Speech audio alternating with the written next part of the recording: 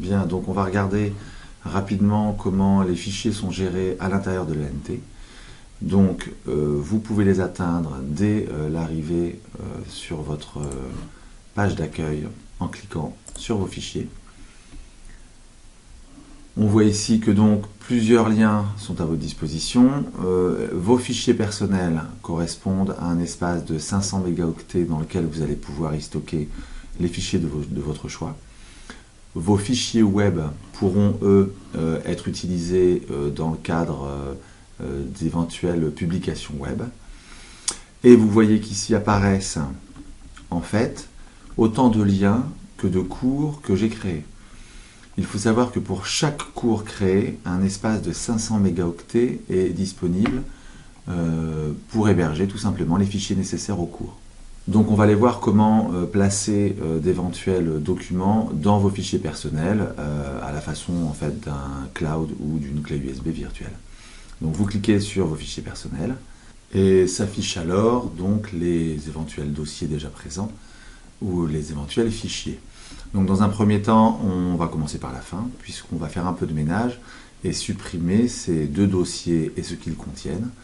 Donc je les sélectionne et en fait c'est après avoir sélectionné l'objet que je choisis l'opération que j'y applique. Donc ici, je vais supprimer ces deux dossiers et valider. Voilà. Donc ici, mon espace personnel de fichiers est vide. Il m'indique la capacité dont je dispose encore. Et on va par exemple ici créer un nouveau dossier. Donc ce nouveau dossier qu'on pourrait tout à fait par exemple appeler SVT,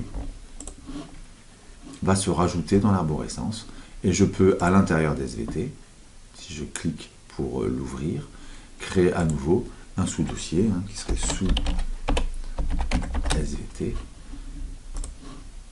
et ainsi suivre ici dans le fil d'Ariane la façon dont je m'enfonce dans l'arborescence. On peut à tout moment, grâce au fil d'Ariane, revenir à la racine. Pour pouvoir ajouter un nouveau fichier, là ici il y a un problème de vocabulaire, en fait on n'ajoute pas un nouveau fichier, on charge un fichier. Donc imaginons que vous ayez un document que vous avez envie de conserver dans cet espace, pas spécialement à mettre à disposition à qui que ce soit, mais que vous pourriez récupérer assez facilement. C'est en cliquant sur charger le fichier que vous allez ici avoir l'interface qui permet d'y rajouter les fichiers de votre choix.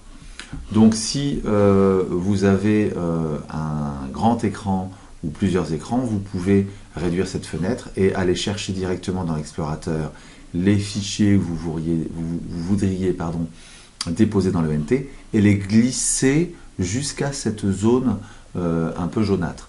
Vous pouvez aussi plus facilement directement cliquer sur parcourir et là vous retrouvez dans l'arborescence de votre ordinateur et sélectionner une image ou un document ou plusieurs documents grâce à la multisélection. Donc je rappelle que pour la multisélection, il suffit de rester appuyé sur la touche CTRL tout en cliquant sur les différents documents et les ouvrir. À partir de là, vous voyez, les trois fichiers vont se charger. Celui-ci n'est pas passé parce que c'est un document vide, donc je peux très bien ici l'enlever et je peux enregistrer. Donc on va vérifier qu'on a bien ici mes deux documents qui ont été chargés, mais qui ne sont pas dans le dossier SVT. Pour qu'ils soient dans le dossier SVT, il aurait fallu d'abord que j'ouvre le dossier SVT, puis que je fasse charger le fichier. Si je veux mettre quelque chose dans sous SVT, c'est ici que je vais devoir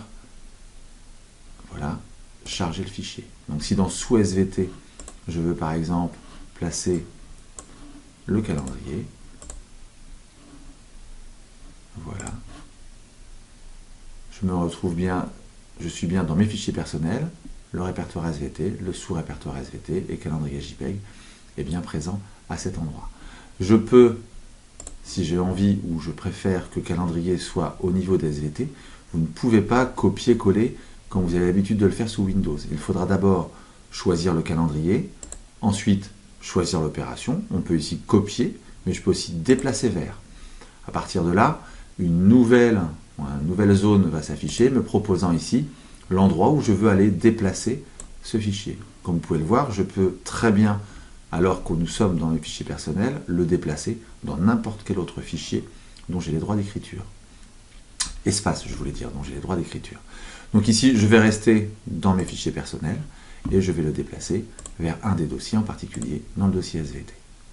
À partir de là, je valide. Et si je retourne à la racine, j'ai bien les deux fichiers ici qui sont à la racine de mon espace personnel, un dossier SVT qui, quand je l'ouvre, contient bien maintenant le calendrier et un sous-dossier. Et ce sous-dossier SVT est vide puisque je viens de lui retirer l'image de calendrier. Donc c'est un petit peu de gymnastique au départ, mais en fait on s'y fait très très vite. Si on revient à la racine des différents espaces de stockage, le fonctionnement est le même, quel que soit l'espace de stockage choisi. Donc ici par exemple je suis dans mes fichiers web, on voit qu'ici c'est beaucoup plus rempli. Et la façon dont je vais pouvoir gérer les fichiers dans cet espace est exactement le même que dans le fichier personnel. De même pour les fichiers de cours.